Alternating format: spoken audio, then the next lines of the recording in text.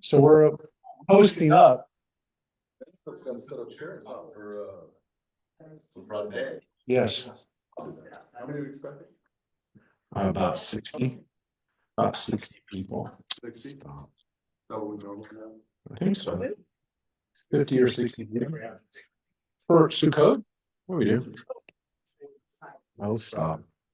Hey everybody, we're gonna go out to the sukkah. So if you're with us virtually, come on everybody, we're gonna go out to the sukkah. That's why we're on my phone. Yeah, we're just going for a second. Just leave your stuff here. We're gonna fulfill a mitzvah. Oh my gosh.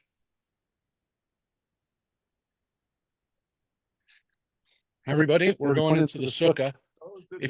If you're joining us virtually, we'll show you the sukkah. The lights are not all up yet, and the decorations aren't up. We're not going to do that until you see an open chair. That's inside the synagogue. But come in, everybody. We're going to eat a little something in the sukkah. And whoa. So I'm gonna give sorry for the bad video here. I'm gonna pass these to John, seeing as how I know he's the most. This is not John. John is getting the snack because I don't know how many people are gonna eat it. I know Mike's gonna take a pass on it, and I'm gonna take a pass on it, but maybe Mary will enjoy it. It's just a little brownie cookie kind of. It's a little brookie. It's a little brookie. So we're gonna before we eat it, we're gonna say two blessings in the sukkah. Hopefully you can see us all here. We're gonna say two blessings in the sukkah, which are It's 4-0, by the way. Now I know. I just got an alert. My phone is on.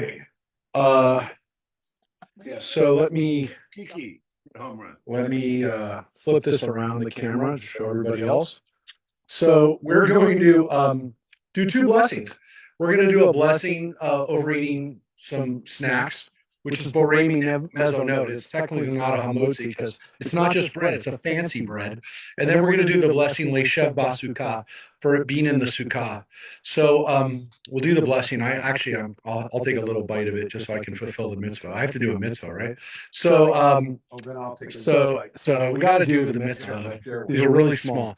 So the blessing is Baruch Atah Adonai Eloheinu melech haolam. Borei minei mezonot, and the blessing over being in the sukkah is Asher Kitshanu b'mitzvotav v'tzivanu leisheh b'sukkah. So Baruch Atah Adonai Eloheinu melech haolam Asher Kitshanu b'mitzvotav v'tzivanu leisheh b'sukkah. So everybody, take a little snack, and for those that are joining us online, and for those of you who are with us virtually, this is a mitzvah. This is a mitzvah, literally one of the easiest mitzvot you can do, just having a little snack and eating in the sukkah. So we're doing that, and this is the first night of Sukkot. We have the wine and cheese, which I know we'll see some of you for. I realize, again, you can hear us, right, Elise? Elise, you're there, right? So Yes, I can hear you. So Tell the people they're not missing anything. they're not. Yeah, John. Very good. Oh my God. There. All right, thank you. All right, so let me just fulfill this.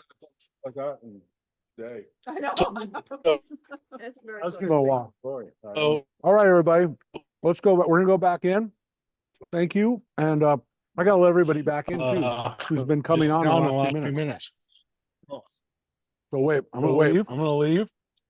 You guys do a better job. A little bit sturdier. Yep, or usually they have the, Flop. he has the camera out here. Is there water? Oh, he's bringing it.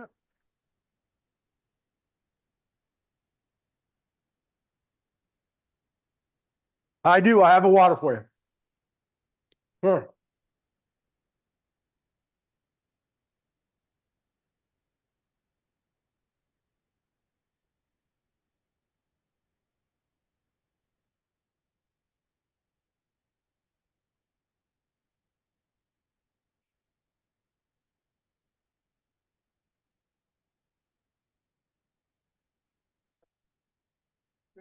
Hey there.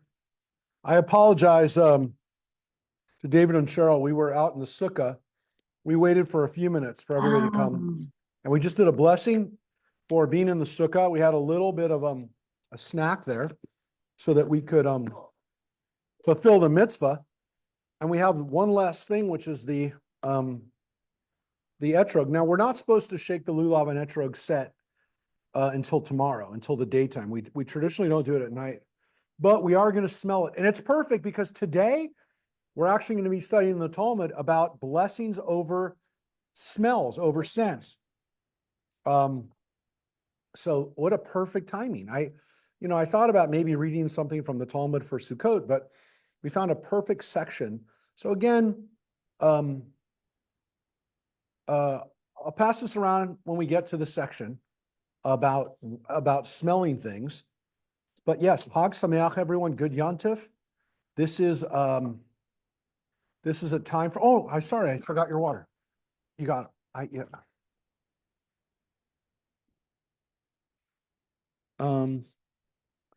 You know what? It was open anyway. Sorry. But yeah, we're going to take a look at the laws of blessings over smells, over scents today, which I think is really again perfect timing, something for us to learn that there's these wonderful blessings that we say over smelling certain things, just like tasting things and seeing things. When we use our senses, we have the ability to say certain blessings. So I am going to go to that right now and share it all with you. So thank you everybody for being here. And again, Chag Sameach and happy holidays. And for those who are joining us on Facebook, which I want to check right now, make sure that those on Facebook are seeing the right stuff. And what? I know, but I have to. No. Yeah, we have 3 people with us on Facebook already. So thank you, those who are on Facebook. And yesterday, we forgot to, I forgot to, there's no we there. I forgot to record it. So that was not good. And it was a great class, and it's now gone for all time, except in our memories and in our hearts.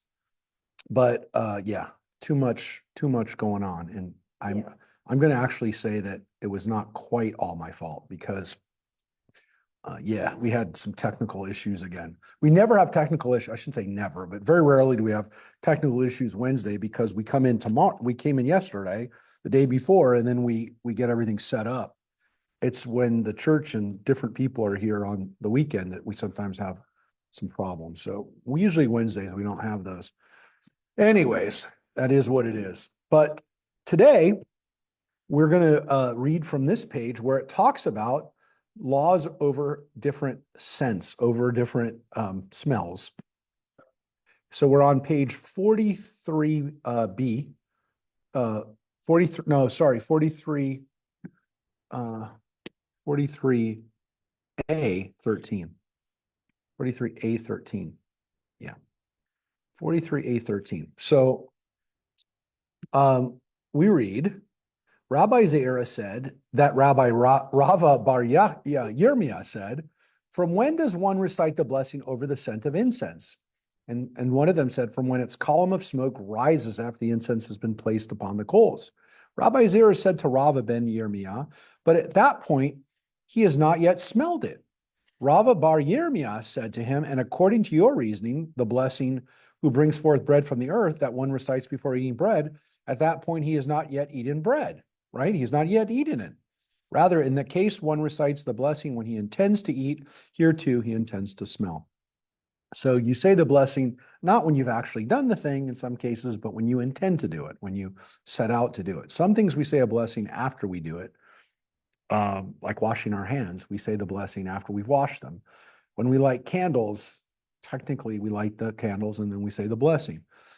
But some things, especially things that we enjoy, like that we're going to consume one way or the other, we say the blessing before we do it. So incense is a question because there you're only going to eat it, you're only going to smell it, you're not tasting it, but you're still using your senses. But are you using your sense of sight first, or are you using your sense of smell? So that's the answer that we got there. But then there's the question, what do you actually say? Rabbi Chia, son of Abba bar Nachmani, said that Rav Chisda said, that Rav said, so that goes back 2 rabbis. And some say that Rav Chisda said that Rabbi Zeiri said it. Over all the incense one recites, who creates fragrant trees. Okay, which is Borei Atzei Besamim, right? Which is for creating trees, Atzei Besamim, the sense of them, the smell, right? Except, right, for musk, which is extracted from a living creature. Musk comes from an animal, right? And for that, you can't say over a tree. So when you smell that, you say instead, Borei Mine Besamim, which is the blessing that we say over the spices at Havdalah. So for some things we would say for the tree, for the fruit of the tree that, the tree that gives us a spice like this. And then for things that necessarily don't necessarily come from a tree, then we would say for various spices.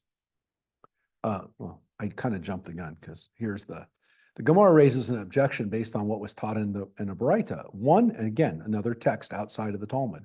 One who recites, who creates fragrant trees over the balsam from the house of Rabbi Yehuda Hanasi, and over balsam from the house of Caesar, and over myrtle everywhere. According to the previous statement, one recites the blessing over all types of incense. Well, why balsam? Because balsam is not a fruit, right? There's no fruit from the balsam tree that you use. You're using parts of the wood. So it's not really a it's not a fruit. It's not necessarily, it's over part of it themselves, right? And the Gemara concludes, it's a conclusive refutation, right? So that seems to be the case. But Rav Chisda said to Rav Yitzhak, the balsam oil, what blessing does one recite over it? And Rav Yitzhak said to him, this is what Rav Yehuda said. One recites, who creates the oil of our land, as balsam only grew in Eretz Yisrael in the Jordan Valley. Rav Chisda said to him, except for Rav Yehuda, for whom Eretz Yisrael was extremely beloved, and who therefore mentioned it in his blessing. What blessing does everyone else recite over balsam oil? And he said to him, this is what Rabbi Yochanan said. One recites, who creates pleasant oil. So one person said, who creates the oil of our land, which of course, Borei Shemen Artsenu, our land, meaning Israel. And somebody else said simply, you say Borei Shemen Arev, which is who creates pleasant oil. So there's a difference of opinion over what you say over balsam oil. Rav Ada bar Ahava says over costus, a spice, one recites, who creates fragrant trees. But over oil that was pressed with spices to absorb their scents, no, one does not recite that blessing. And Rav Kahana said, even over oil pressed with spices, one recites, who creates fragrant trees, but not over oil into which spices were ground. The sages of Nahardea, which is in Babylonia, said, even over oil into which spices were ground, which there's even lower quality, one recites that blessing. So here's this argument over what you say over spices and what you say over scents. Now you wonder, well, this seems very strange because we hardly ever say a blessing over any kind of scent. We don't even say a blessing over a scent when we do this. We say the blessing over the lulav, over all netilat lulav. Now, you can make the argument, but like we're going to do tonight, we're only going to smell it. We can say the blessing, borei etzei besamim, over fruits that of the tree that have smell. But Is that the same blessing that we say on Havdalah? no, that's borei minei besamim. Why? Because it's cinnamon and usually cloves. We'll get to that. We're almost there. Pretty granular, doesn't it? Oh yeah, John, I'm sparing you from the granular. The parts of the Talmud that we're skipping over are all granular. That's what we call pilpul in Judaism. It's the it's the arguments that go back and forth over these kinds of subjects. Now, some of it is, again, just it's ridiculous. Some of it's funny, but some of it also, we lose people on that. Rav Gidel said, and Rav said, over this jasmine, Simlach, one recites who creates fragrant trees, which again is Borei Etzei V'Samim. Over these spikenards, which grow next to the sea, one recites who creates fragrant trees. Again, Borei Etzei V'Samim. Mar Zutra said, what is the verse from which we derive that even a plant with soft stalks can be called a tree? From the verse that said, she had taken them up on the roof and hidden them under the trees of flax. Evidently, even stalks of flax are called trees. And that's the story in Joshua of Rachav, the prostitute, taking care of the two spies. And there in the Bible, it says that flax was called tree, even though it's not really a tree. It's stalks of stuff that grows, pretty high, flax. But yeah, it's not a tree. We wouldn't think of it as a tree, but in the Torah, in the Bible, it says, in Joshua, it says tree, uses the word tree. So there's a basis for it. And now here we get to this. Rav Meshar Shia said, over this garden daffodil, one recites who creates fragrant trees. While over a wild daffodil that grows in the field, one recites who creates fragrant plants, which is not a tree, right? Right? It's more like a weed. It's more like a wild growing thing. So if you cultivate the daffodil, you'd call it atzeh, which is the tree, which again, a daffodil is not a tree, but we just established that flax is a tree. So a daffodil could be a tree too. The idea meaning that you kind of cultivated it, you grew it yourself. But if it's out in the fields and it's something you're smelling, you come up to it and you smell it, you say, Borei Isvei V'Sami. Very uncommon prayer. Rav Sheshet said, over fragrant violets, one recites who creates fragrant plants. Mar Zutra said, one who smells a citron or a quince recites, blessed is God who gives us reach tov ba-perot. Baruch shenatan reach tov perot. So, Baruch atah Adonai Eloheinu melech haolam shenatan reach tov ba-perot. Now, again, we don't normally say that prayer because we don't normally smell an etrog by itself. And again, some people would say atzei b'samim, for fruits of the trees. But again, here we have a tradition that you say that. But look at this, and then we'll pass this around in 1 second. Just these couple, couple more lines about smells. One on a related topic. The Gemara cites that Rav Yehuda said, one who goes out during Nisan and sees trees, that's springtime, right? That's Passover time. Sees trees that are blossoming, recites, blessed are you, God, right? Baruch atah Adonai Eloheinu melech haolam, who's withheld nothing from his world and has created in it beautiful creatures and trees for human beings to enjoy. Isn't that a beautiful blessing? Right? That you've created for us, God. You've withheld nothing from us. Right? And you've given us ilonot. You've created beautiful creations, tovot, briot tovot, ve'ilonot tovot, so that we can enjoy them. Now, by the way, that blessing leads some people to believe that we are supposed to eat animals. Because it says right there in the blessing, you've given us trees and animals to enjoy. Mm-hmm. So now, again, we don't have to taste them in order to enjoy them. We can look at them. It just says here that you go out and you see the trees that are blossoming. So you don't have to eat the beautiful animal in order to enjoy it. You say, what a wondrous animal, right? And so that's what when we see these beautiful things. Rav Zutra Bar Tovia said that Rav said, from where is it derived that one recites a blessing over scent, right? Where do we even get an idea that we're supposed to say it? So after all this discussion about saying a blessing over things we smell, what does it say? It says, let every soul praise the Lord. That's the last psalm. That's Psalm 150. Kol hanashama tehalel yah. That's the last verse of the last Psalm, Psalm 150, right? He explains this verse from what is that from? What is it from which the soul derives benefit from the body, and the body does not derive benefit from it? What does the soul derive benefit from that the body doesn't? And you can say it's a smell. Even over items which only the soul derives benefit, one must recite a blessing and praise God. That's the teaching from it. So what do they teach us when we say the words Kol Neshama to Hallelujah? When we say every soul praises God, what is that? That's saying a blessing over things that our souls enjoy that our bodies don't. We don't get any physical sustenance from a smell,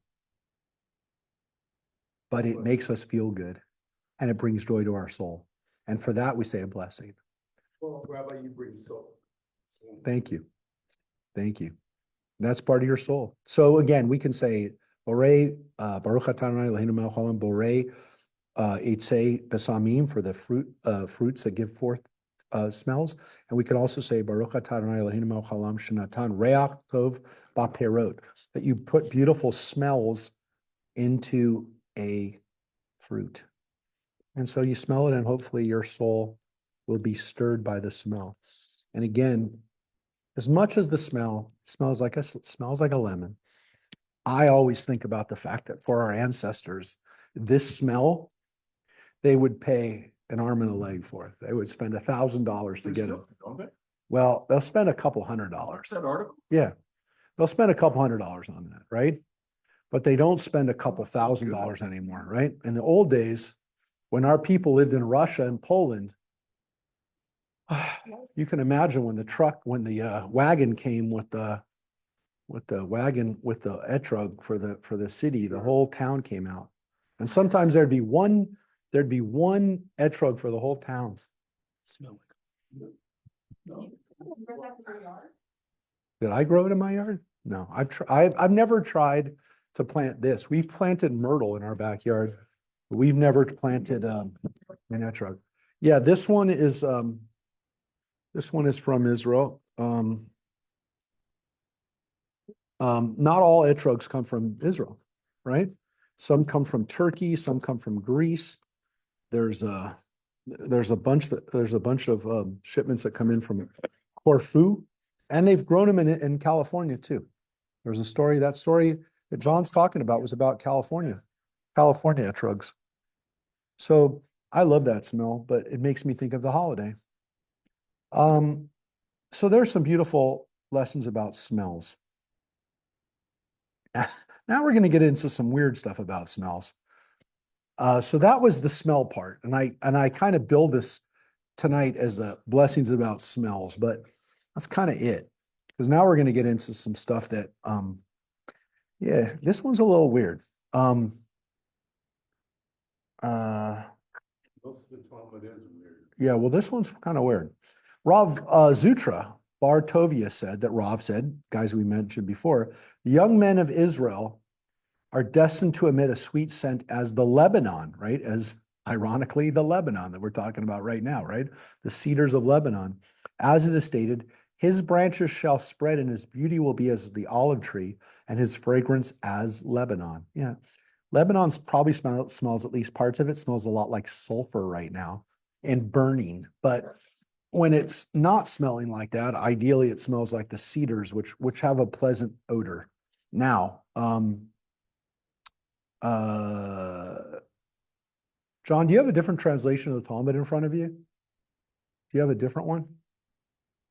So just out of curiosity, you're on the same page, right? The Talmud? You're on the computer, right? So your Talmud there, if you open up on that page, might have a slightly different might be not even a different translation, might have a slightly different text. There are different texts of the Talmud. There are edited versions of the Talmud. This is a somewhat edited version. No. Oh, that's a good question. It might be in the second volume of Berachot. Let's see, Mike. Yeah, if you can get it. Look at section 4, 43B4, B5. You don't have that in there? Oh, no, you don't have that's the Bible. I thought you had the Talmud with you. No, there's an interesting difference of text on this one.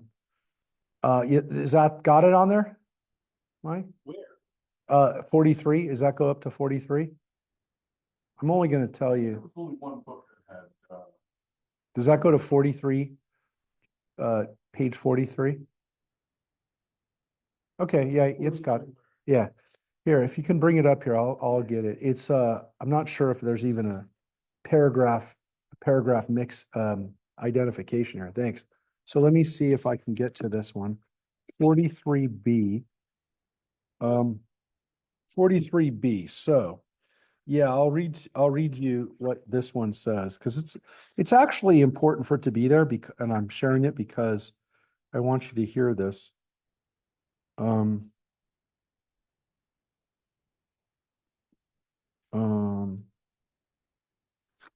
Let me just see if it's here. 43B. I'm on the page. I'm just looking to see if it's here. 13. Let me just go. It is an interesting one because, well, I'll just tell you what it says. It says, the young men of Israel will smell like beautiful trees of Lebanon if they remain pure.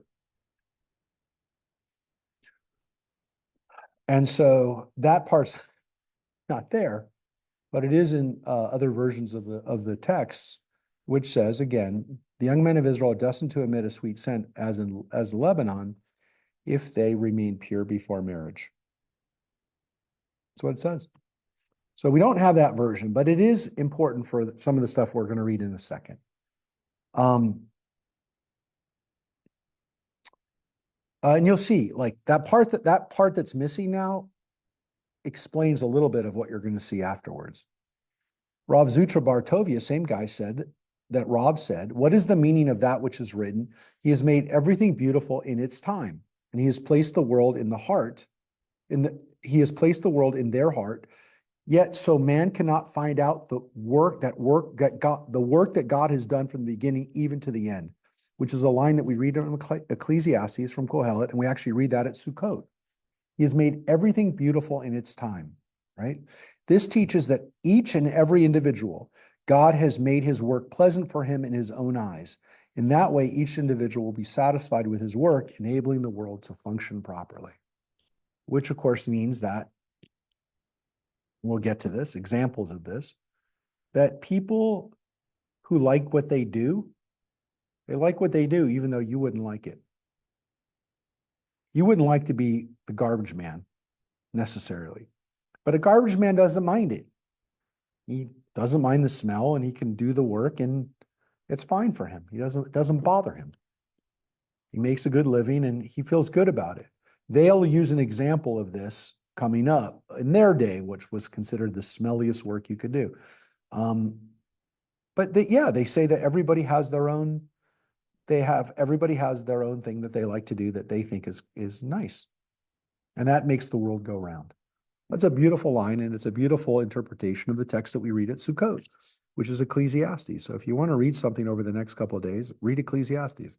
I warn you, it will be depressing to you, but yet it's a very important book of the Bible, and we're going to read it not next after Psalms, but it's coming up right after that. We're going to be reading it.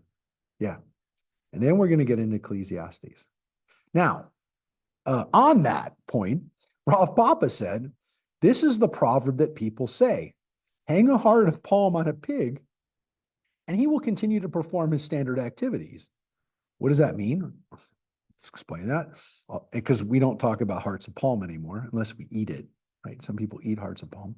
Although hearts of palm are a delicacy, a pig will roll around in the mud as is his wont. Every creature has his own particular tastes, peculiar and different, unique tastes. And one cannot draw conclusions with regard to one based on the standards of another.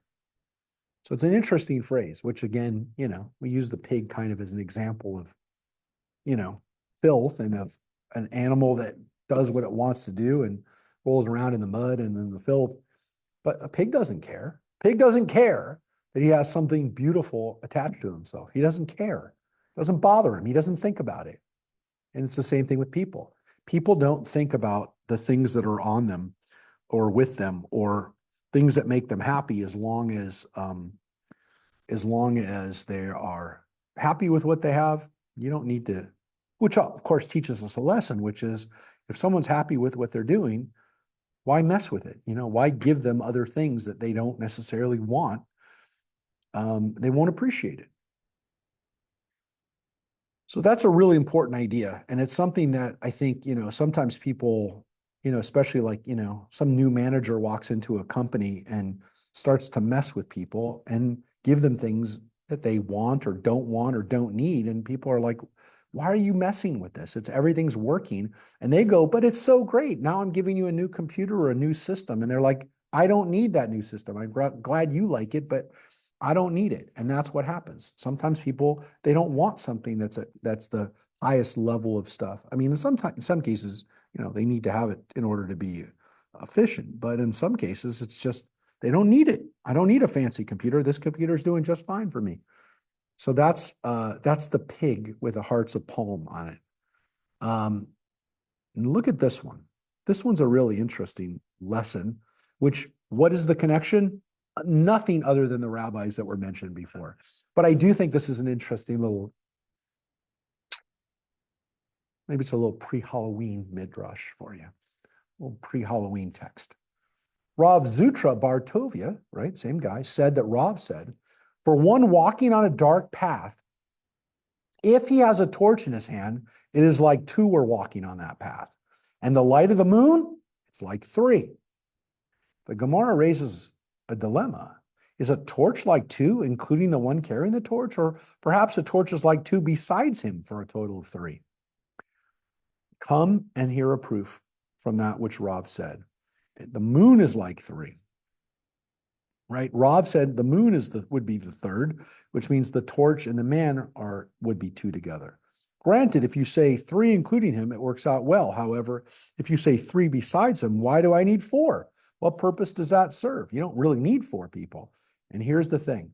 Didn't the master say, to one walking alone, a demon can be seen and cause him harm.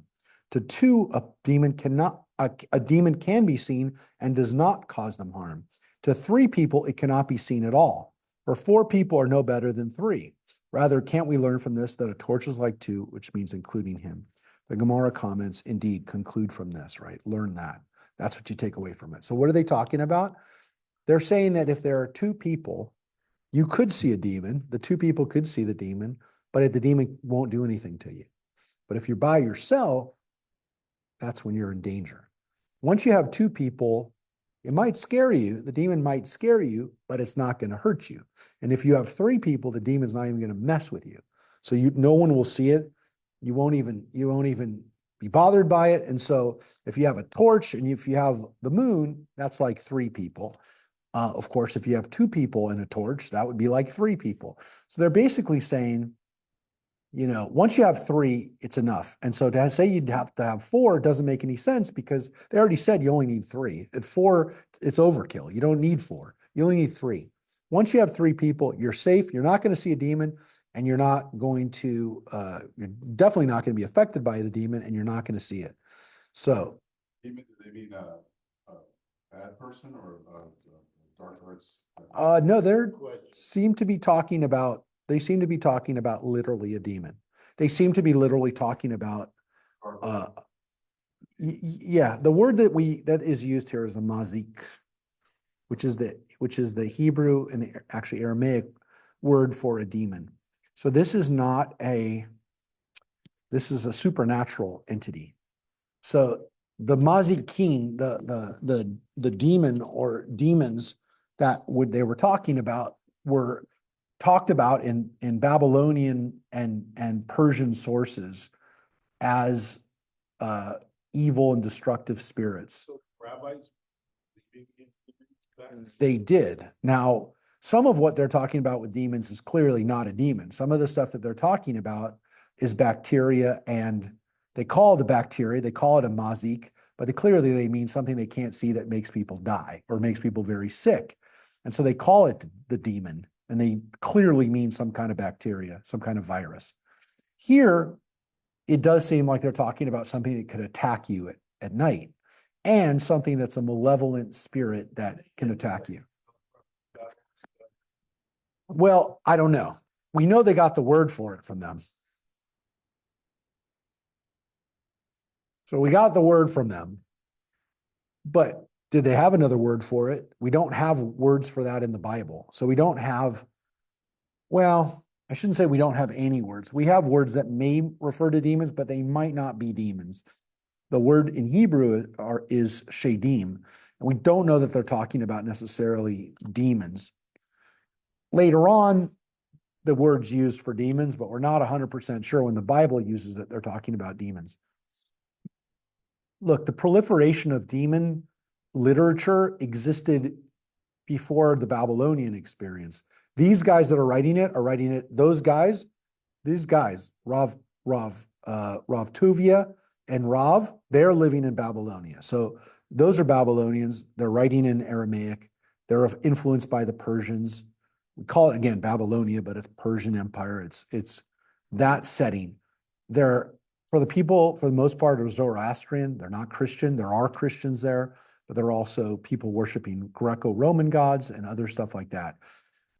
Demons are mentioned in the Christian Bible, and they are mentioned in other Jewish sources that are from this period.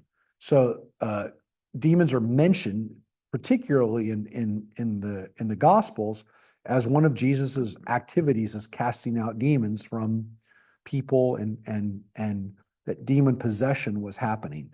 It's related in such a way in the Christian Bible and in Jewish sources that we have to assume that they believed it. Whether they called them, look, we don't know what they called him.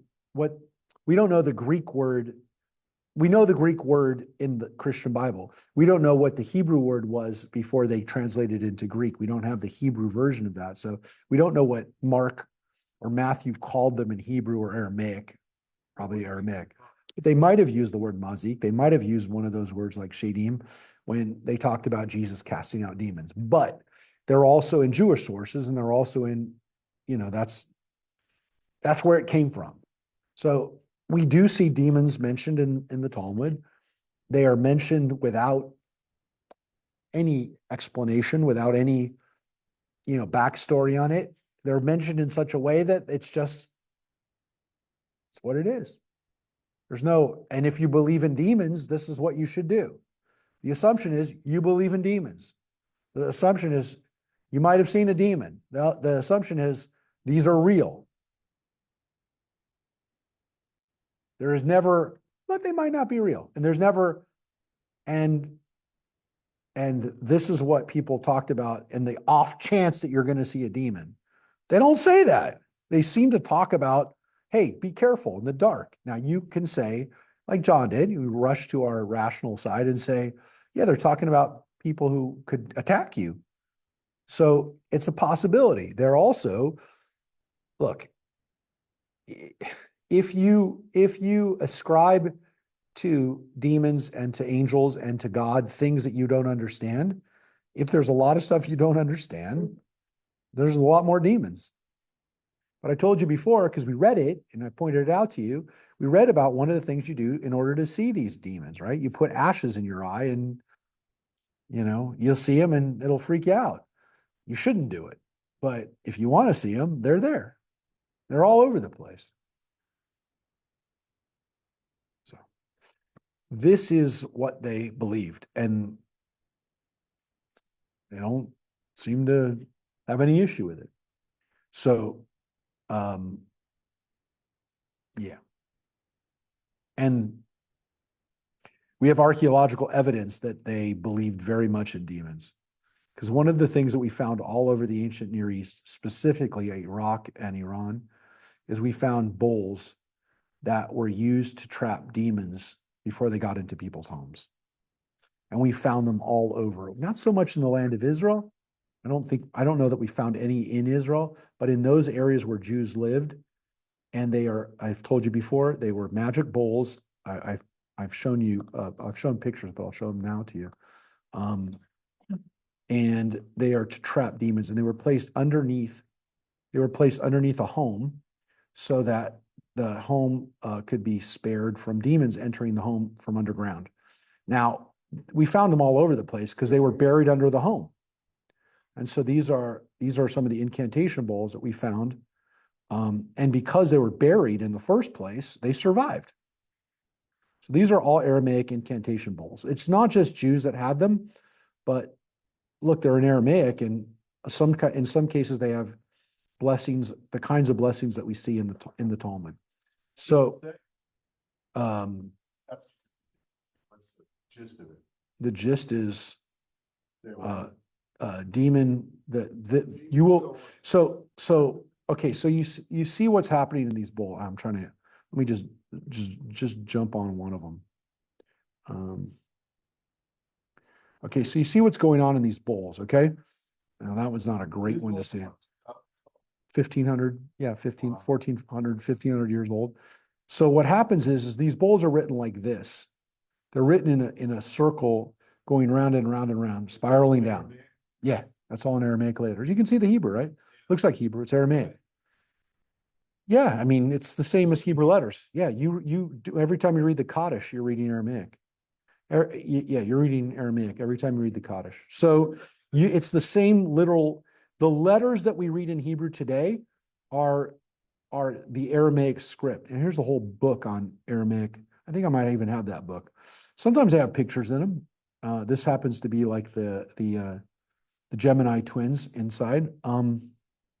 Sometimes there'll be an angel, picture of an angel inside.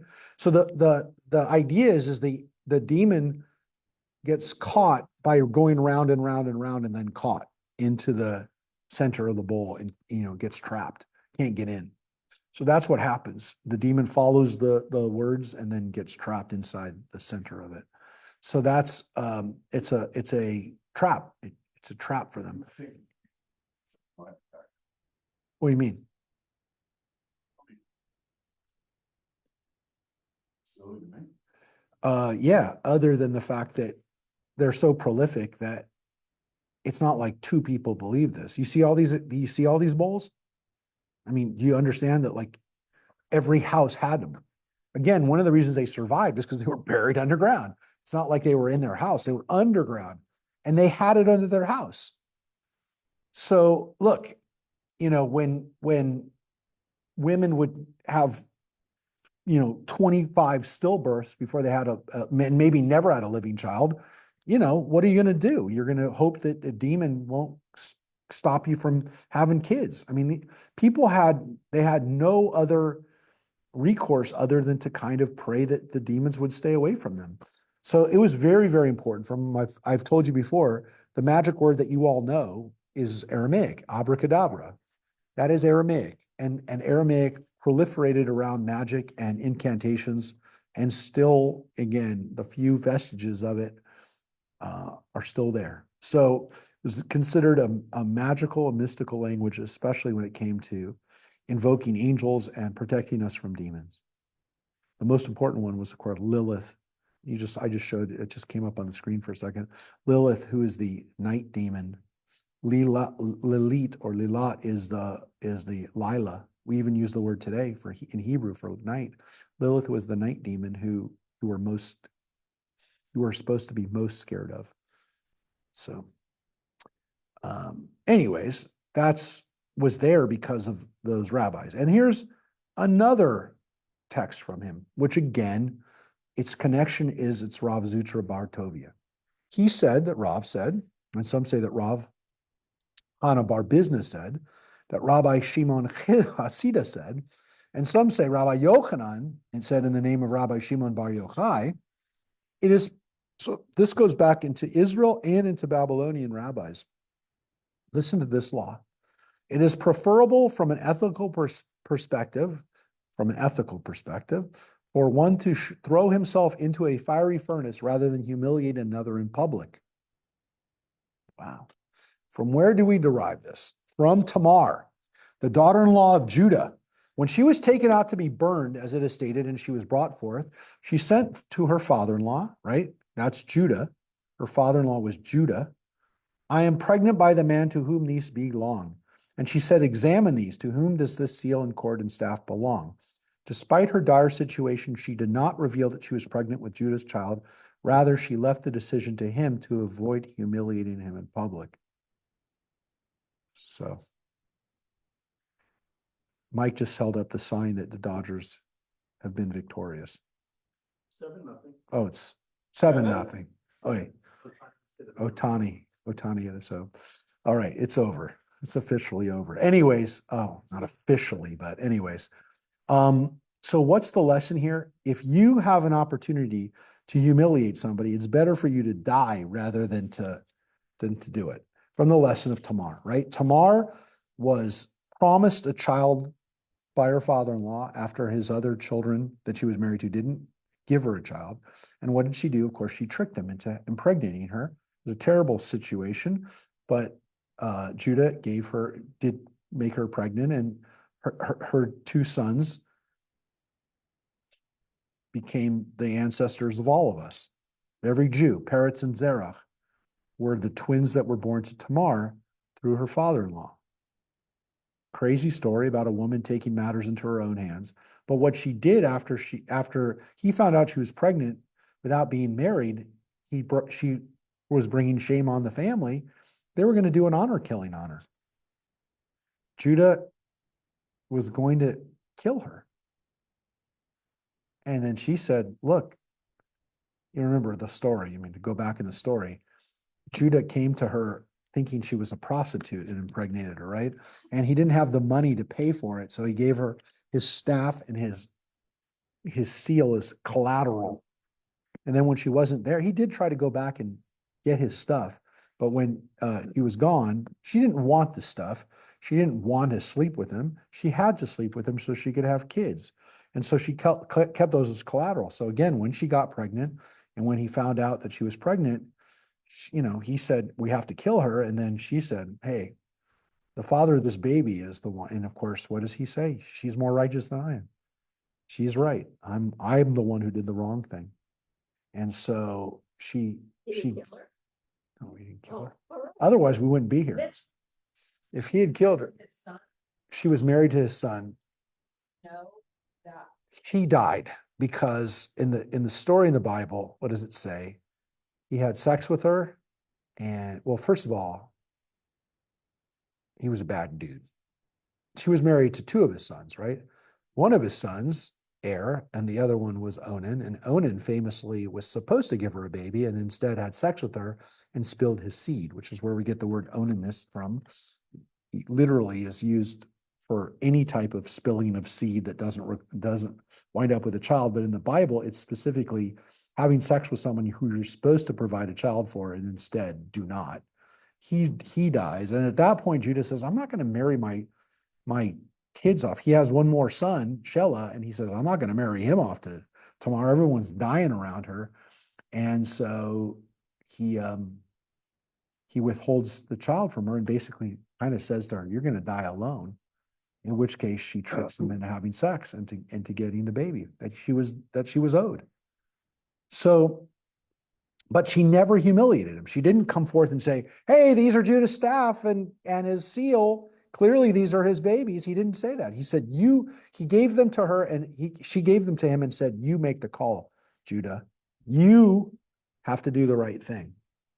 And he did. Thankfully, Judah did do the right thing. So he didn't do the right thing in withholding his sons. He didn't do the right thing by having sex with a prostitute by the side of the road. I mean, I guess you could make the argument he was an old man who was lonely, but I don't know. I just know that he doesn't look like a hero at any point in that story, but he does end up providing her with children, and those children are the ancestors of everybody, including King David, including Jesus, if you follow the genealogy, including all of you who identify as Jews. Yeah. Did you recognize her to be his daughter? No, she was covered up. I mean, the whole story is she's wearing a veil and he doesn't know her. And he didn't really care because, she was dressed up, if you will. He was dressed up. She was dressed up. So So, and he knew what he was doing. He knew she was a prostitute. That's clear. That's clear from the story. So yeah, it's Genesis chapter 38. Go back and read it.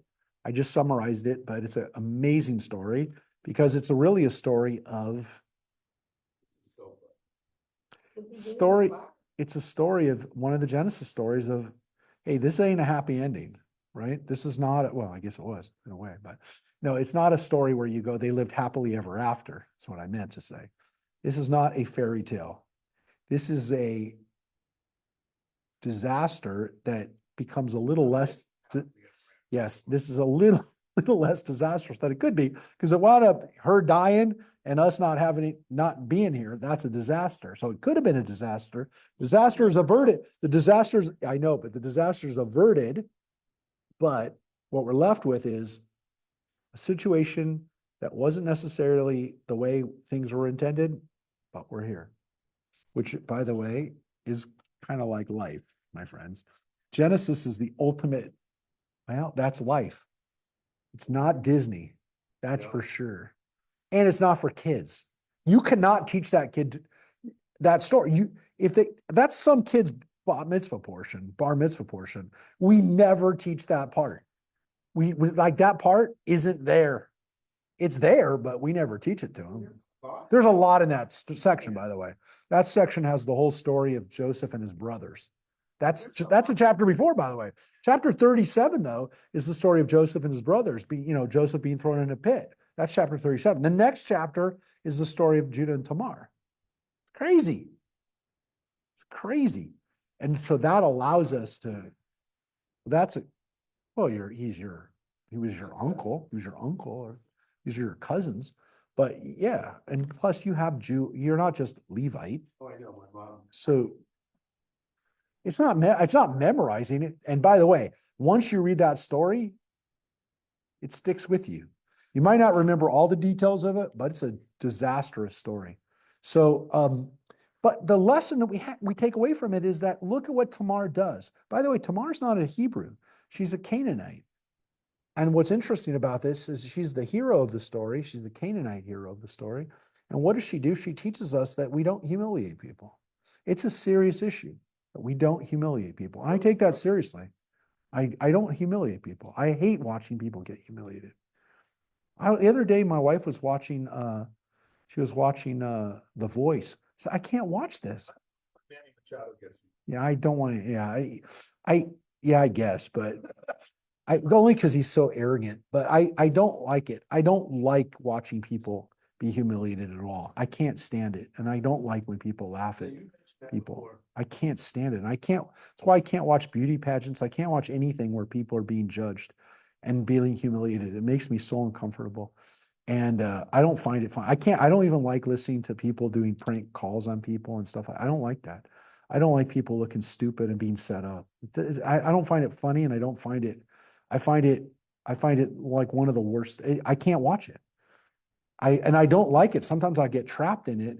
And it's one thing like if they like on the old candid cameras where they would do stuff to people and it wasn't necessarily humiliating them. They kind of like put them in a situation where they're like they acted normally, and then turns out they didn't have to be like that. People that are being humiliated are signing on to be. I know, but here's the difference. The conceit is if you're playing a trick on somebody and it's not humiliating them, I'm okay with that. And like, it's then that could be funny. But when you humiliate someone who either is not expecting it and then looks stupid afterwards, I don't like that. And the other thing is that when somebody comes in to be judged on their singing or on their dancing and people are laughing at them or goofing on them, it's not funny. It's not funny. It's not, you're like, if that person really thinks that they're good, that's not funny. So yeah, I don't like watching that. I don't like watching people humiliating. And that's a Jewish value, which is humiliating people is not something we do. And that's one of the reasons why the Roman lifestyle was something we really didn't like. We really were not like the Romans when it came to that, because the Romans would humiliate people publicly I mean, that's what a crucifixion to some extent was a public humiliation. Judaism says you can't do that. Even with a prisoner, even with a enemy, even with a criminal, you don't do that. You don't display their body. You don't humiliate them, and you definitely don't put people in an arena where they're getting eaten by lions and treated cruelly. So we weren't allowed to do that. And nobody likes that, you know. Nobody should like that. What's the score right now? That's pretty much humiliation too. But it's whatever. They're getting paid millions of dollars. It's a different story. Anyways, Saying are descendants of Perez and Zara. yeah, we are. Every Jew is a descendant of those people. It sounds pretty Hispanic, Perez. Perez, yeah, it's Peretz actually. Oh, like Chad. Yeah, so his name is Peretz. We're all descendants from Chad? No, his Oh, name. God. If you have a name Peretz, you're keeping that name alive. There were people named Peretz, so he had a ancestor named Peretz, and that was his last name. It was probably Ben Peretz or Peretzin or something like that, and then it just became Peretz. So Peretz was a not uncommon Hebrew name. Zerach, for different reasons, was never as popular as Peretz, but Peretz was a fairly common Hebrew name. It means to breach or to open up a breach. So now back to a little bit about smells. The sages taught if they brought before him both scented oil and a myrtle branch. I'm going to go through this part a little bit faster because this is about smells again, and it's really, really weird. I'm not really weird, but it's kind of esoteric. If they brought before him both scented oil and a myrtle branch, Beth Shammai said the house of Shammai, right? That school of Shammai said, one recites a blessing over the oil first and over the myrtle branch thereafter. And Beit Hillel says one recites a blessing over the myrtle branch first and then over the oil. By the way, we don't do these things anymore, except for the fact that we have a myrtle branch. It's part of the lulav and etrog, which I have here too. Beit Hillel said, one recites, again, the blessing myrtle and then oil. Rabban Gamliel said, and again, he's part of Beit Hillel. He said, I will decide dispute in favor of the opinion of Beit Shammai, that one should recite a blessing over the oil first, as it is more significant. So Rabban Gamliel went against his own family by deciding that. Right? With regard to oil, we are privileged to enjoy its fragrance, and we are privileged to enjoy it by anointing ourselves with it. With regard to the myrtle branch, we are privileged to enjoy its fragrance. We are not privileged to enjoy its anointing ourselves with it. Rabbi Yochanan said the halacha is in accordance with the opinion of the decisor, Rabban Gamliel. The decision maker, Rabban Gamliel, let that go. So you follow the tradition of saying a blessing of the oil before that, because it's a little bit, it's got more heft to it. It's got other stuff to it. The Gemara relates, Rav Papa happened to come to the house of Rav Huna, the son of Rav Ika, and they brought before him both scented oil and a myrtle branch. Rav Papa took and recited the blessing over the myrtle branch first, and then recited a blessing over the oil. Rav Huna said to him, and does the master not hold that the halacha, meaning him, does the master not hold that the halacha is accordance with the opinion of the decisor? If so, you have recited a blessing over the oil first. Rav Papa, you should have done that. Rav Papa said, Rav has said the following, the halacha is in accordance with the opinion of Beit Hillel. The Gemara comments, this is not so, as Rava did not issue that ruling, rather Rav Papa did this in order to extricate himself from an unpleasant situation and justify his conduct. So he kind of made it up. He didn't make it up because Rav Hillel did say it, but he said that the Beit Hillel said it. But you know what? We know that that's not the case. So he didn't actually do the right thing. Again, most decisions are in the decision of Rabbi Hillel, of the Beit Hillel. But it's, again, this was not one of them. This was one of those cases where Beit Shammai, seems to be the winner. Our sages taught in a Baraita, if they brought before them both scented oil and wine, Beth Shammai says he grasps the oil in his right hand, since he recites the blessing over the oil first, and the wine in his left hand. He recites the blessing over the oil, and then he recites the blessing over the wine. Beit Hillel says the opposite. He grasps the wine in his right hand and the oil in his left hand. He recites a blessing over the wine, and then he recites the blessing over the oil. And after he recited a blessing over the oil and anointed his hands with it, he smears it on the head of the servant so that his hands will not remain perfumed. And if the servant is a Torah scholar, he smears the oil on the wall, as it is unbecoming for a Torah scholar to go out perfumed in the marketplace. So what are they talking about here? Why didn't he just wipe it on a towel? Why does he even have to wipe the oil on anything? Well, he's not supposed to have the oil on him. Why would he be using this oil? Probably for some kind of washing, some type of ritual. So he's using the oil, but oil has a scent. And so if he put it on if he wiped his hands on this, say the guy who brought him the stuff was a Torah scholar, he wipes it on him, then the guy smells perfumed.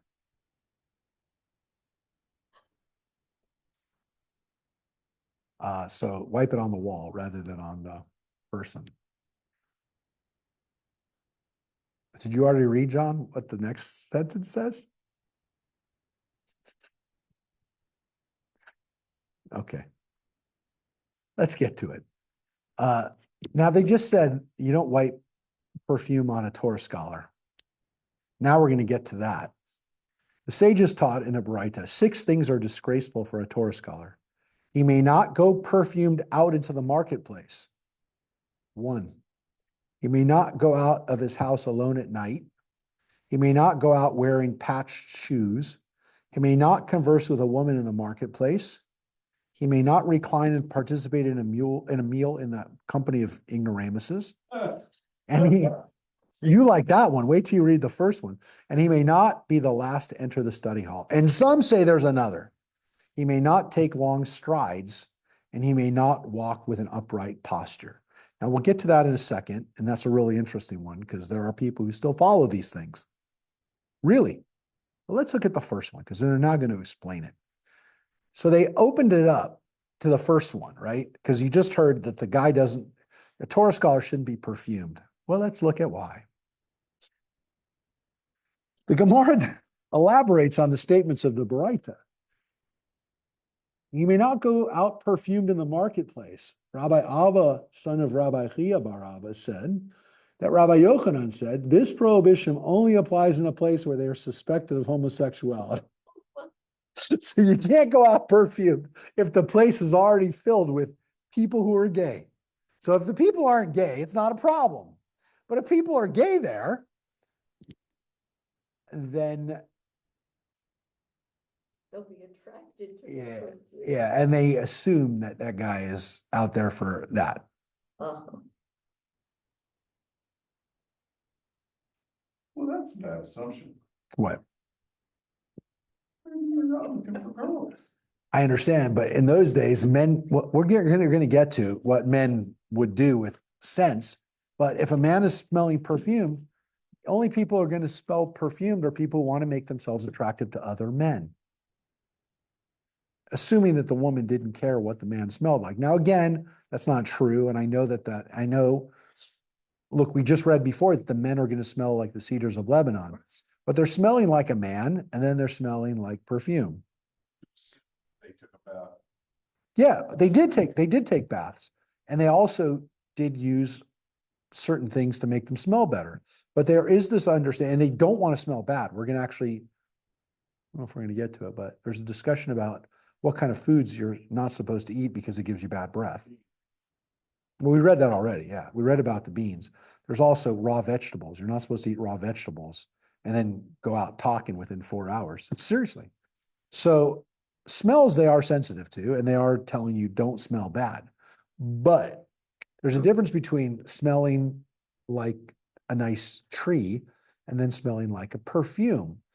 With the understanding that the perfume was what women would wear. They understood that women wore perfume. So if a man is making himself smell like a woman in areas where, somebody's going to say, like, if they're in San Francisco or on Santa Monica Boulevard, you don't wear that. If you're in other places where there aren't a lot of gay, and by the way, what that tells us is there are places where there are gay people. It just told us that. It just told us. So if you're wondering, is that a new phenomenon? No, it's not a new phenomenon. This is from 2,000 years ago. This text, well, if Rabbi Yochanan said it, it's 1800 years ago. People knew where there were areas where homosexuality was. What? Perhaps it maybe went back even further to the Canaanites. I mean, there is a feeling that Canaanites engaged at least in ritual prostitution with men. So it's possible that it existed before. Also in Egypt. So we don't know what the standards of like what was happening in the land of Israel, but during that time, Israel was definitely under the Roman authority, and the Romans would not have necessarily done anything to prohibit that. In some cases, again, some of the Roman emperors, including Hadrian, who lived around the time of Rabbi Yochanan, was gay himself. So is it possible? Absolutely. And we know 100% that Hadrian is gay. That's not a rumor. That's not suspect. People knew he was gay. Hadrian, the Emperor Hadrian. We know he was. So I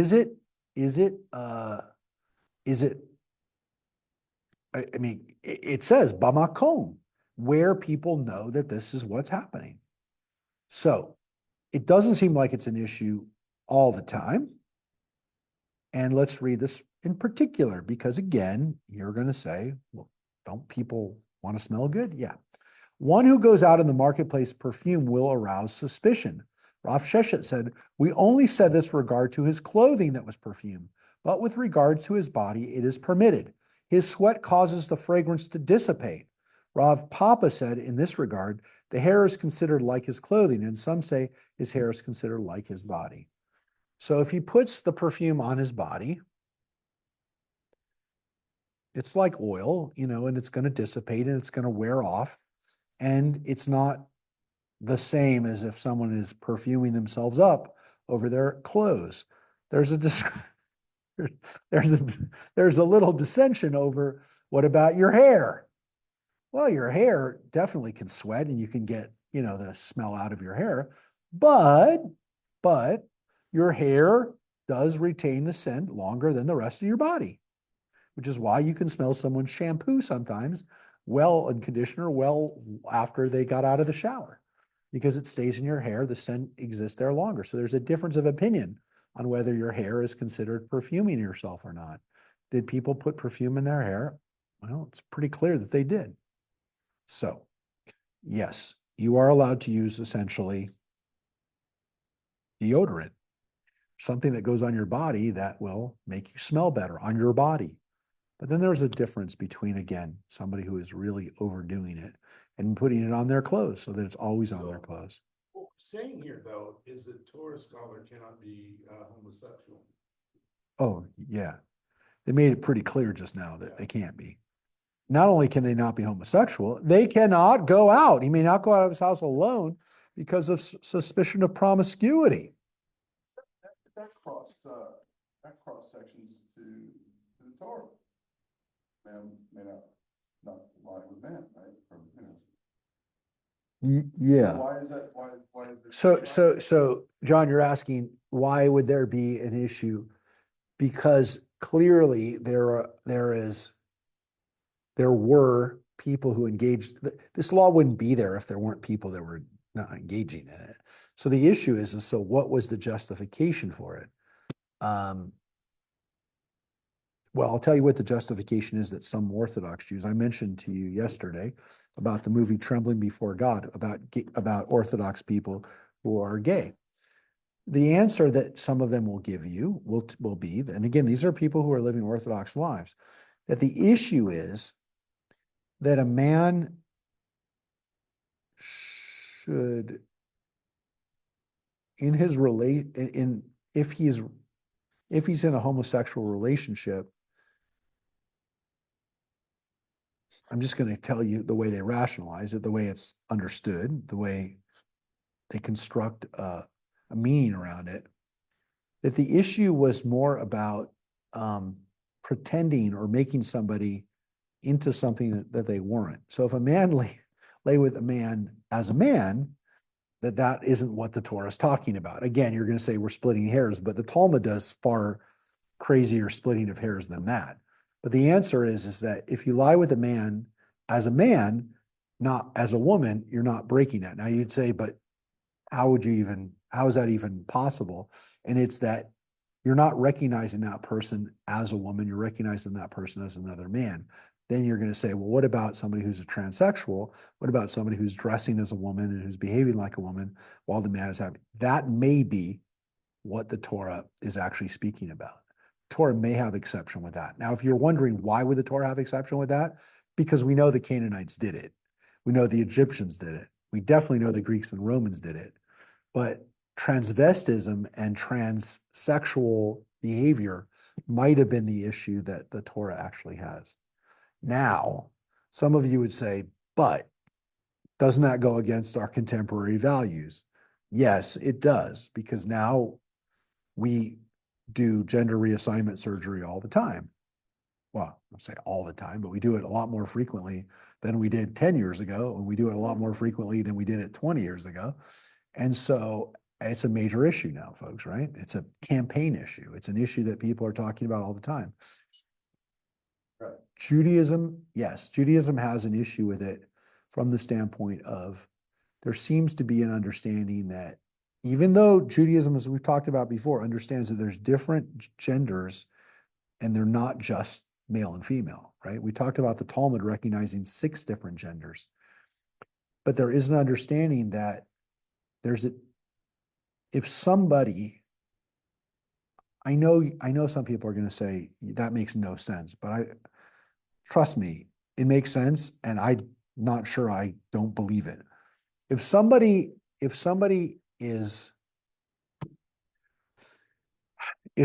truly is in a body that, and again, they had it back then where people were hermaphroditic and they had to literally constitute like a legal category for what that person was. The Talmud did, and the Talmud does go into discussions about people who have both characteristics. So at some point, if somebody chose one of those characteristics, the Talmud actually might allow for someone to go through gender reassignment surgery. What the Torah and the Talmud might have an objection to is somebody who is behaving in a way that is either forced on them or isn't necessarily their identity, and they're doing it to either humiliate themselves or to humiliate someone else, and in which case the Torah might have an issue with that.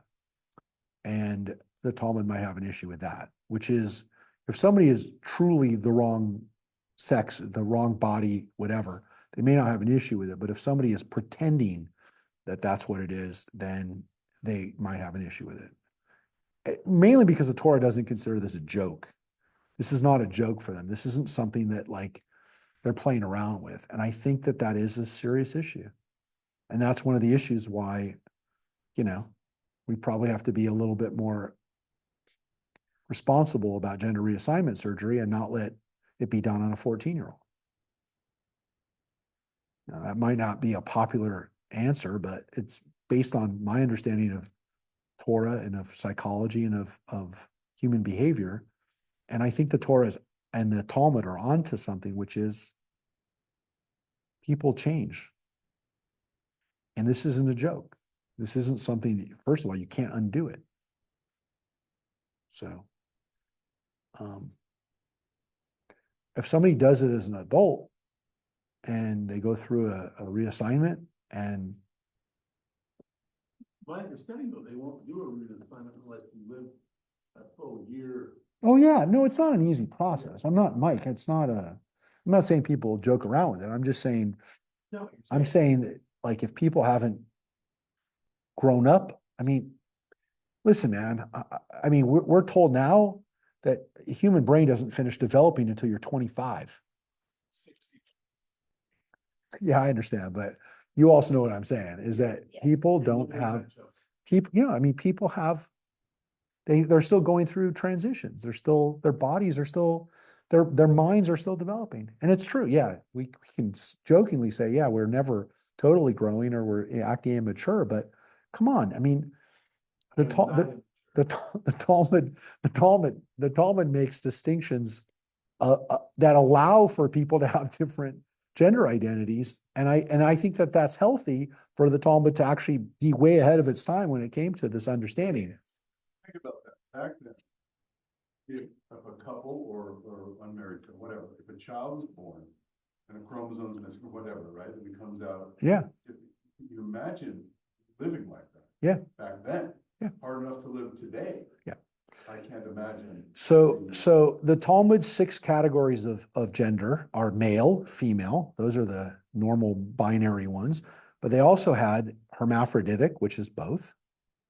They also had asexual, which is none, no discernible. You can be born with no discernible sexual, like they're not sure what it is. I've never. Yeah. How do you urinate? What you have may not be something that can be discerned. Yeah. It's not discernible whether it's a male or yeah. So that's asexual. That's essentially without. And then the 2 other categories are someone who has a male body but has female characteristics, and then the other is a female with male characteristics. So they're not completely hermaphroditic, but they are maybe a woman who has a beard and seems to have some male characteristics, a male body, more of a male body, and then a man who may have gynecomastia or some female, is growing breasts or has some kind of very feminine forms, but is mostly a man.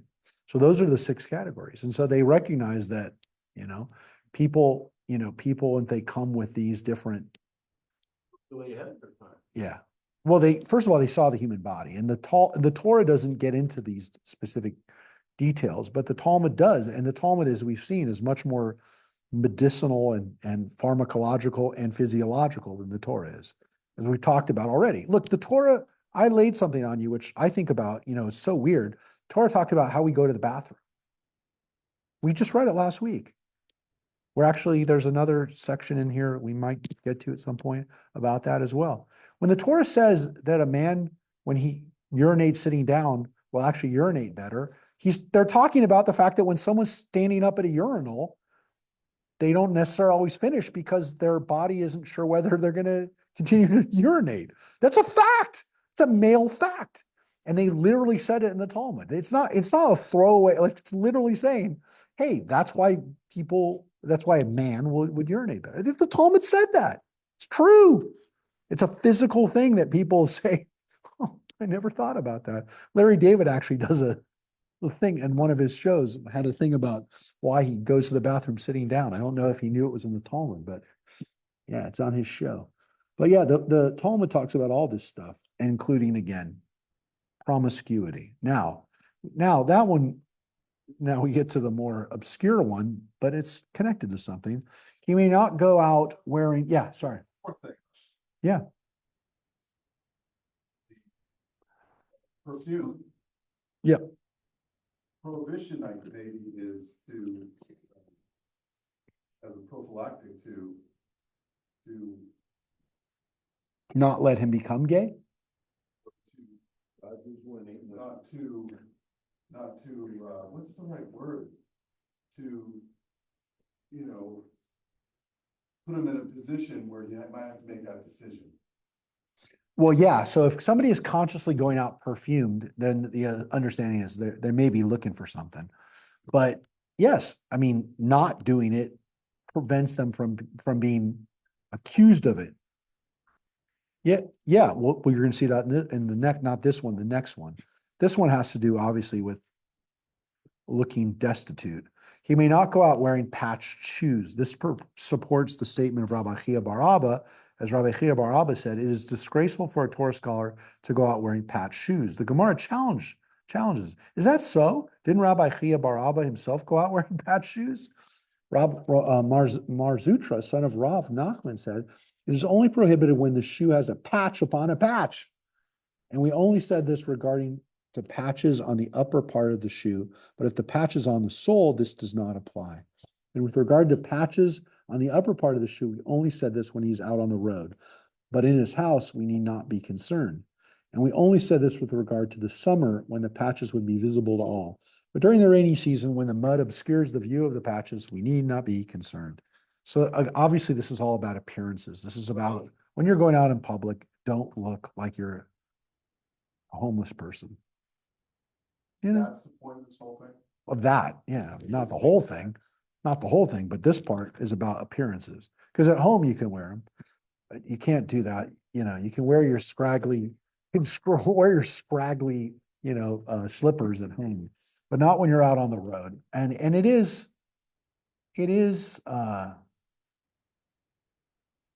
discomforting.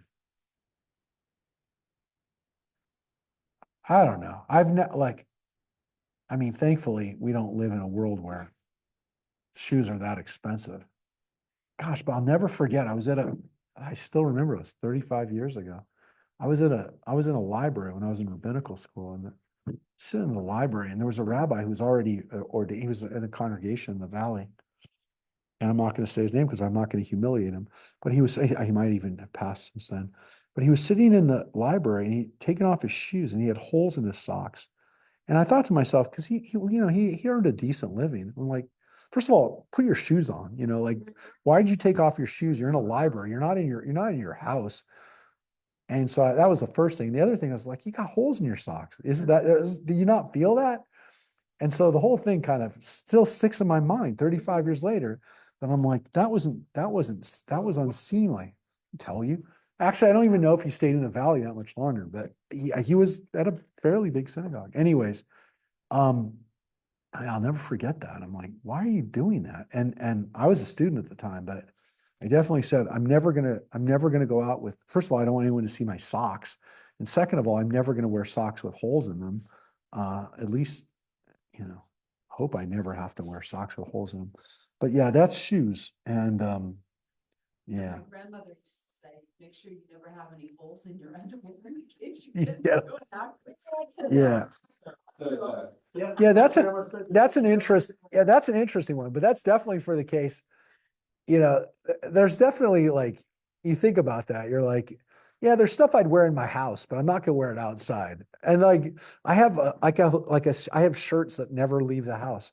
I'm weird about that kind of stuff too, because on one hand, you just throw them, why don't you just throw them away? But I don't like throwing away clothes. And I also especially clothes that are I like. And the other thing is I have shoes that I only wear in the house. I have house shoes, and so slippers, if you will, and I never take them out of the house. So I'm weird like that. And I don't generally wear shoes upstairs. So, yeah, if they ever are upstairs, it's because some cleaner brought them up and they're up there, and then I have to wear them down. But I generally, I don't wear shoes upstairs. So I'm weird like that, but I also think that, people have clothes they wear inside and they have clothes that they'd wear on the street. And that is okay. And that's what it says here. I mean, it says you can have them in your house. You can wear shoes with holes in them in your house, but yeah. And also if they're on the sole, maybe you put a patch on them, they still look good. Now this is the one about women again, about appearances of promiscuity. He may not converse with a woman in the marketplace. Rav Chisda said, even if she is his wife. This was also taught in a Baraita. One may not converse with a woman in the market, even if she is his wife. That's what the Baraita says. Even if she is his daughter, and even if she is his sister. That's funny, I can't. For why? Not everyone is well versed in the identity of his female relatives, and they will suspect that he's talking to women who are not his relatives. So if people don't know who your relatives are, if somebody doesn't know who your sister is, and they see you out in the street and you're talking to this woman, they'd be like, who's that woman that he's talking to? Do you really care? These are the appearances of it. This is the appearance of, She's a scholar, people care, yeah. Yeah, they were saying this guy can't, and this is people would look at someone even today. They wouldn't talk to, they wouldn't talk to a woman out on the street.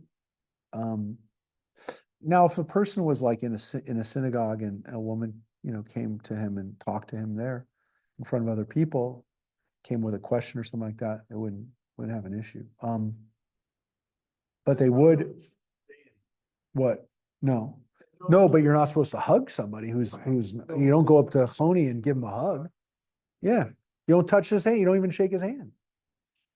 No, if you're a woman, you're not a woman. Yeah, yeah. But he also is not talking to her in a situation where someone would walk by and go, who's he talking to? So yes, this is, Very nice of that. but this is all about appearances. This is all about the appearance of you're promiscuous, you're being promiscuous. Now, it's a very strange situation. Again, it's not one that we necessarily say we would agree with. And in our situation, we would say it's a little it's going overboard a little bit, but I don't know, we saw shit, someone that looked like they were,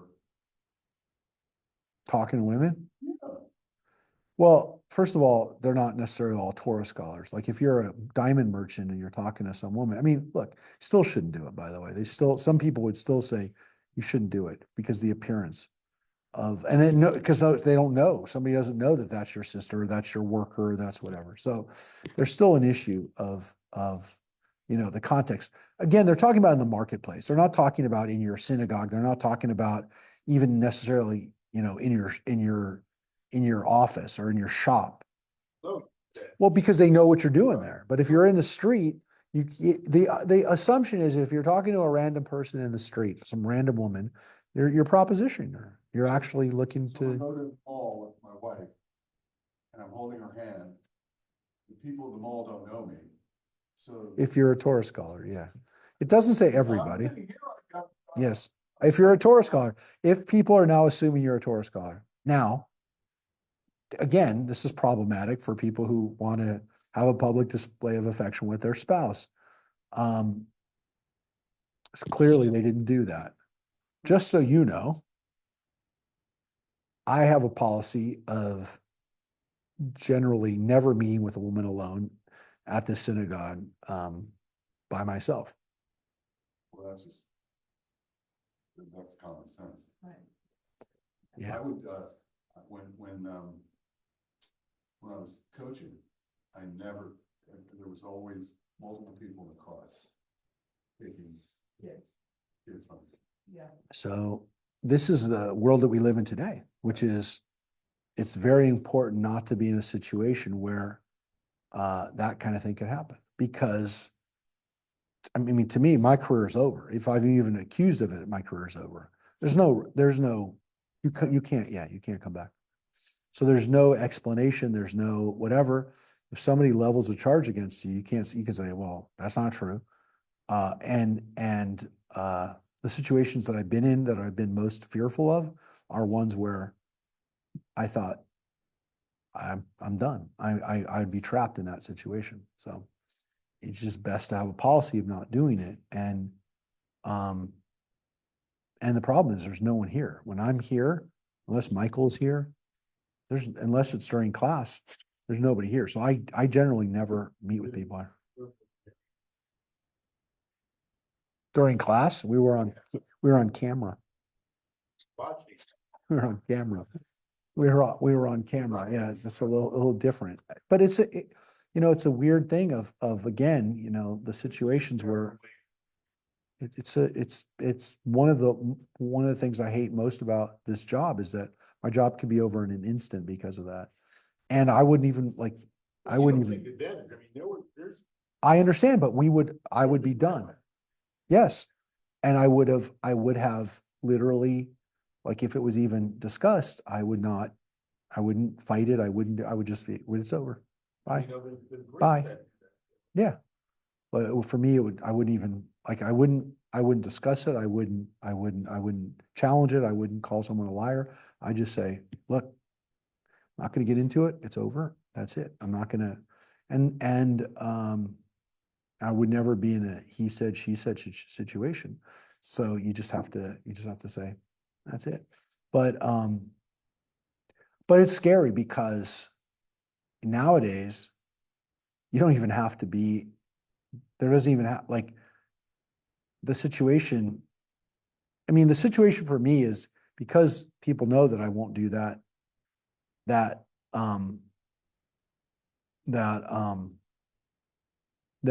a little bit easier, but like somebody could just accuse you of it and there's no basis for it at all. You were never even in the same building at the same time. It doesn't matter.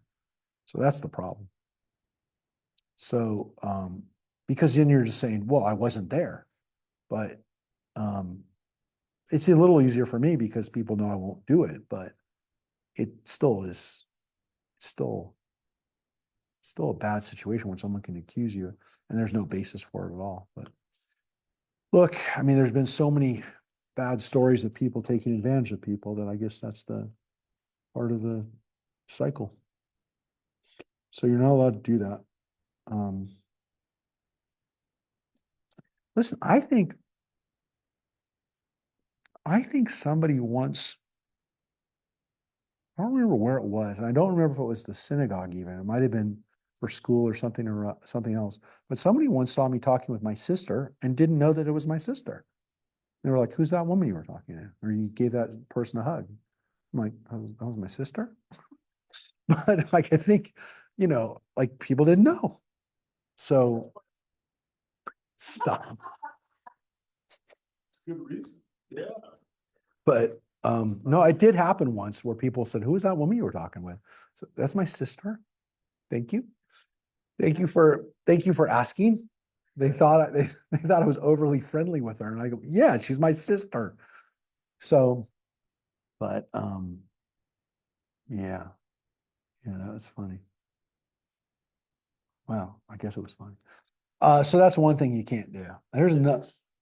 Yeah, this one's a weird one. He may not recline and participate in a meal in the company of ignoramuses. Why? Why? What's the reason? It says why? What is the reason? Perhaps you will be drawn after them and emulate them. So again, you're going to start behaving like the people. Yeah, but you're going to start, if you eat with people like that, you're hanging out with people. It's not like you're sitting at a table with them. You're lying down at the table with them. You're hanging out with them. These are people that you're hanging out with.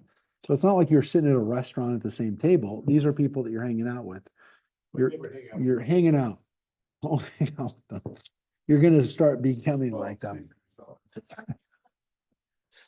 The other thing you're not supposed to do, this is the last of the things, except there's a bonus one. You're not supposed to be the last one to enter the study hall. The Gemara explains why. Why is this? Because it doesn't even say why. Because they will call him negligent. Hushe, which is negligent. In other words, careless and lazy. So if you're the last one in, now somebody's got to be the last one in. I was the last one in. So Tuesday, I told you. Any morning prayer years later, my study habits. what? What did you say? Mike, no, but Mike said, wait. Rose Prayer, Yeah. go in, so, and you're a little late, so that. But if you're late all the time, I mean, there was classes that I was late to, and generally speaking, those were classes I didn't care about. No, I mean, seriously, it is, I mean, yeah, sometimes I was late to things I liked, but you know what? But there are no exceptions. There's rules and there's always exceptions to the rule. If there's a rule, it's gonna be broken. Well, look, the key is that there probably was a guy who closed the door and was the last one in at the end, who was the janitor or was the person who, shut the door when the class was supposed to start. So generally speaking, when they're talking about the last one in to enter, they were really late. The class already started. So that's what you don't want to be. You don't want to be seen as negligent. And that, again, you're coming in after the class has started. Now, the last one is a weird one because this one I think is the weirdest. Some say he may not take long strides. As the master said, a long stride takes away 1/500th of a person's eyesight. The Gemara asks, what is the remedy if he took long strides? And that is, he needs to drink Kiddush on Shabbos. Doesn't make sense. No, no. Well, I'm gonna start to take long Come rides. on, what is this? So what are they talking about? They're talking about people who are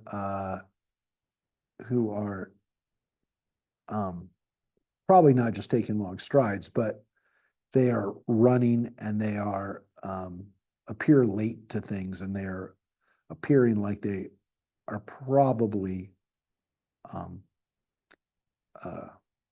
not real in control of their lives. It's goofy, and they're saying, again, is there a cure for it? Yeah, but obviously this is more of a way that you're appearing and the way that you're behaving when you're going about your business, which is connected to the last one, which is you may not walk with an upright posture, but slightly bowed, as the master said. One who walks with an upright posture in an arrogant manner, even for 4 cubits, it's as if he's pushing away the feet of the divine presence, as is said. It's written in the Bible in Isaiah. The entire world is full of his glory. And one who walks in an arrogant way shows a lack of regard for the glory and honor of God that is surrounding it, and thereby chases God from that place. So what are they talking about? They're talking about people who walk in an arrogant way. So you don't walk in a way, you don't run around like you're a maniac, and you don't walk in an arrogant way, which was seen as a sense of lacking humility. Now, we would say it's good to have good posture, right? Right? Yes. I'm looking at Choice, who has excellent posture. But I think there was a difference between somebody who was walking around, straight up and then with their head, looking down on people. And so there is a sense, and you will see it as in the more traditional communities that people kind of walk with their head down. And that was a sense of, again, walking in God's presence with humility and not walking in an arrogant, haughty way. Jews probably saw other peoples walking in kind of more arrogant ways, especially royalty and people who were of authority. And that was not considered good form in Judaism. You're always below God. And so walking in a way that appears like you think you're like God was not considered something to be emulated. And so they wanted people to walk in a more modest way. So that's what they're talking about. And again, these are all things of appearances. These are all things that, well, maybe not just appearances, but things you do in public. So they're just subtle differences. Yeah. So, Yeah. Rabbi, Yeah. Isaiah 6:3 Yeah. states, and one would call to the other, holy, holy, holy. Yeah. Right? Yeah. Yep. The Lord of hosts. Yep. His presence fills all the earth. So I'm assuming if you're standing upright, but that doesn't make sense because when you put on tefillin, right? You want to Yeah. be closer to, but you're only doing that in a Exactly. position. You're only, So when you're walking, yeah. If you're walking in a haughty way, and it says even just a few feet, you're walking in that way, you're strutting around, you're pushing God away. You're saying, I don't need God in my life because I am God. that's why Jews are hunched over. Yeah. That's why Jews are hunched over, exactly for that reason. So they're doing that because they're intentionally trying to show that they're not Bigger than God. Yeah. Except for those times What did where they you're call static. Sandy? What? Say, Mike? What did they call Sandy? The left arm of God. Well, yeah, but he didn't call himself that. Sandy Koufax was called the left arm of God. Yeah. So this is about acting in certain ways that, again, give people the assumption that you have different values or that you are thinking about other things that you shouldn't be thinking of. And most people don't have to worry about that. Most people don't worry about that. I do. And it comes with my job. And I'm not moaning about it. I'm not complaining. I'm really not. I don't complain about it. But it does, it's a fact of life. I have to worry about it. Standing up straight? I have to worry about the way I carry myself. Mhm. I really have to worry about it. So if I'm at a place and I'm, let's say I'm at the bank or which I was today, for example, and ran into somebody I know who is not Jewish, but who knows who I am. And so,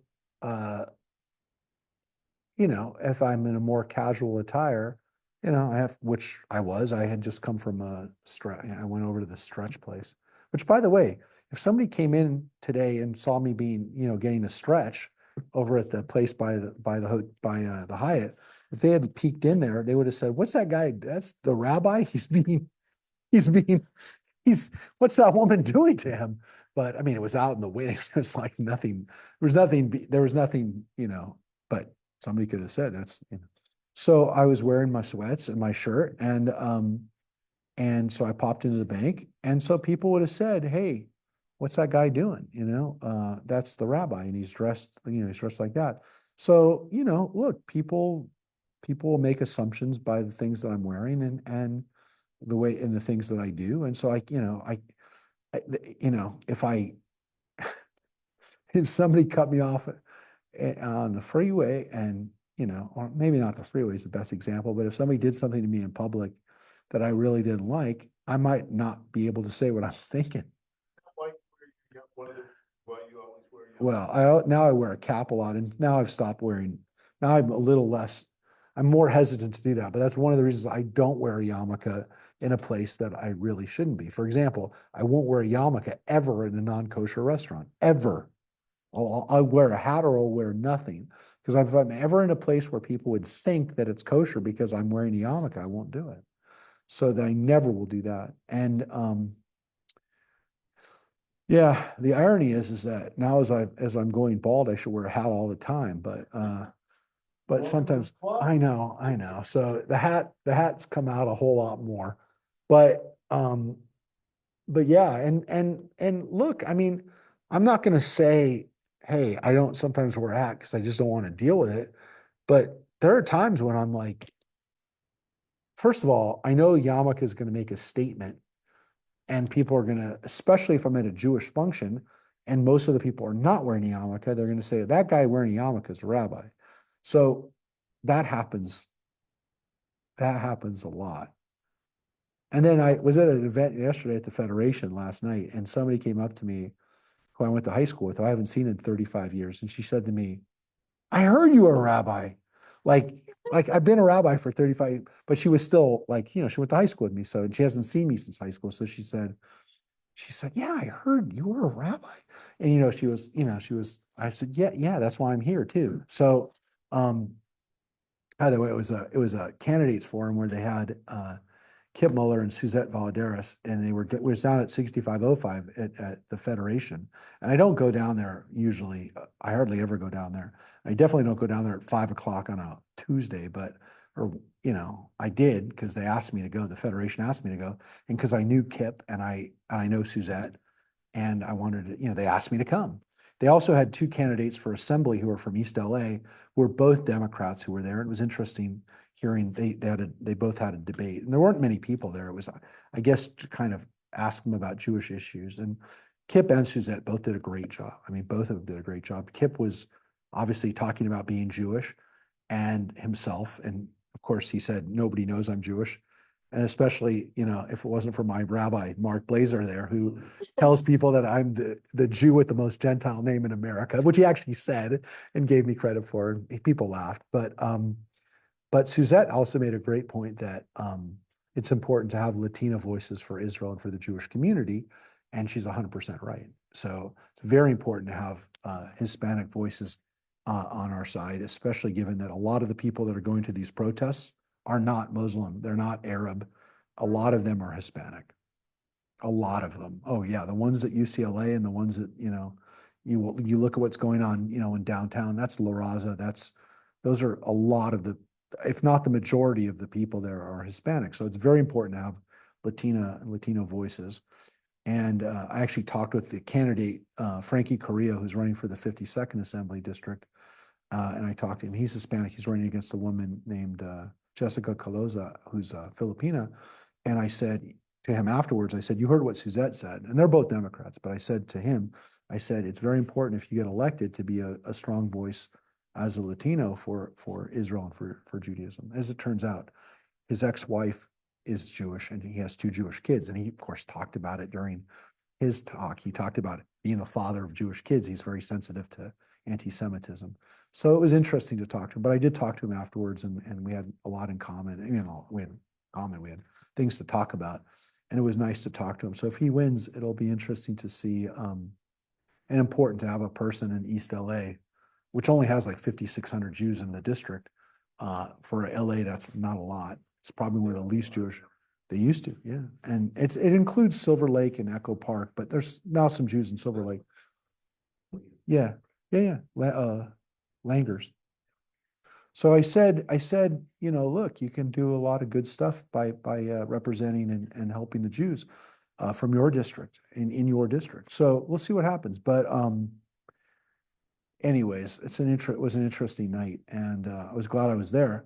But again, I was thinking about it because I was there as a rabbi, and there was another rabbi who was there, I think, but from LA. But I wanted them to know that we have a good relationship with these candidates from Santa Clarita already. That we take it seriously, which of course something I talked about at the high holidays, but it's something that I think about a lot. And cultivating these relationships with politicians is important. So it was good I was there. But again, I am representing Santa Clarita, so I made sure I looked very nice and very elegant for the night, and it was good. Anyways, that was the whole point, is that we're representing. I'm representing a lot of times. Sometimes I'm not just representing the Jewish community. I'm representing Santa Clarita, especially in an event like that. So we're going to finish up with a paragraph or two for some stuff I told you we'd get to, which is about what we put in our bodies. Back to discussion. So we're skipping ahead to 44b. This is 44b. And this is something that we should think about for the foods we eat. Cabbage for nourishment and beets for healing. The Gemara asks, is cabbage good for nourishment and not for healing? Wasn't it taught in a Baraita, 6 things cure the ill person of his disease, and their cure is an effective cure. And these are cabbage, beets, chamomile water, honey, stomach, cheret, and liver. Evidently, cabbage is good for healing, according to that Baraita. The Gemara responds, rather say cabbage is even for sustenance and all the more so for healing, which is not the case with beets. Well, that's interesting because some people would say beets are good for sustenance too, right? But cabbage is good for both. Now, just remember this though. Woe unto the house through which turnip passes, as it is extremely damaging. The Gemara asks, is that so? Didn't Rava say to his servant, when you see a turnip in the market, do not ask me with what you will eat your bread today. Buy that turnip and bring it for the meal. Apparently, the turnip is significant and appropriate for food, right? When it says woe to the house which the turnip passes, they're talking about your gut. Woe to the house. So here's one teaching that turnips are not good for you, or we know that Rava did like them. Abaya said, the turnip is harmful only when it is eaten without meat. And Rava said, without wine. It was stated that Rava said, turnip is harmful when it is eaten without meat, and Shmuel said, without wood, meaning without it being properly cooked. And Rabbi Yochanan said, without wine. And so they're talking about turnips being good for you. Well, I guess it depends on how it's prepared. So shouldn't eat raw turnip, and maybe you shouldn't eat it unless there's some meat with it. We have turnips in our soup. I mean, we don't eat them just that, but when my wife makes up her fake chicken soup, she puts turnips in it. But yeah, gonna have turnips. Yeah. I know. I understand. So we have fake meat. What do you want me to tell you? Back then. Okay, so if you had a turnip, you better have meat with it. Somebody else said you can have it with wine. I don't know. It definitely would sound like it's better if you Taste cook good. it. But it does, it does tell you that sometimes turnips could hurt your stomach. Along the same lines, Rava said to Rav Papa, farmer, Gaonim, we break the harmful aspects of the turnip with meat and wine. You, who do not have a lot of wine, what do you break its harmful aspects? Rav Papa said to him, with wood, as that is what Rav Papa's wife would do. After she cooked the turnip, she would break it with 80 pieces of wood from a palm tree. So they also, again, realize that palm or that wood could also take off some of the effects of turnips. But turnips by themselves could hurt you, could hurt your stomach. Would be hard to digest. Okay, I think that's true. Now we'll get back to a little fish, a little bit about meat, or at least fish. On the topic of foods, the Gemara cites what the sages taught in a Baraita. A small salted fish sometimes kills, specifically 17 days and 27 days after it was salted, and some say 23. And we only said this when it is roasted and not roasted, and when we said it when it was roasted and not roasted well. But when it was roasted well, we need not be concerned. And when it is not roasted well, we only said this when one does not drink beer thereafter. However, when one drinks beer thereafter, we need not be concerned. So what does it tell us? It tells us that sometimes if you had little fish, like maybe sardine type fish or kippers that we talked about last time, if you eat them and they're not prepared well, they could kill you. I think that's fair. I think that's a fair lesson to take away. It also says that if you have them with sushi, can kill you. Yeah. If you have sushi, you didn't know that? Come on, somebody online, Elise, you know about this, except your mic's broken. There's a fish that people eat as sushi, and if you eat it wrong, Well, no, they cut it wrong. okay. But yeah, I mean, why would you eat something? Why would you eat something that could possibly kill you? Yeah, it's the way it's cut. It's a part of its body that you're not supposed to eat. But again, it's also, sushi is one of the best ways to get sick because you get food poisoning from it because it's not cooked. So parasites and stuff like that can kill you. But yeah, it's the blowfish or I can't remember what it's called. I'm trying to find it. Which is considered a delicacy, and you can die from it. It is called, I'm just going to tell you, it's called fugu. It's called fugu. Pufferfish, that's it. Not blowfish, it's a pufferfish. And you can die of it. Here. I'm not joking. Oh, wait, somebody wrote this. One fish out of Yeah, how many species? yeah. Well, whatever. It says right here.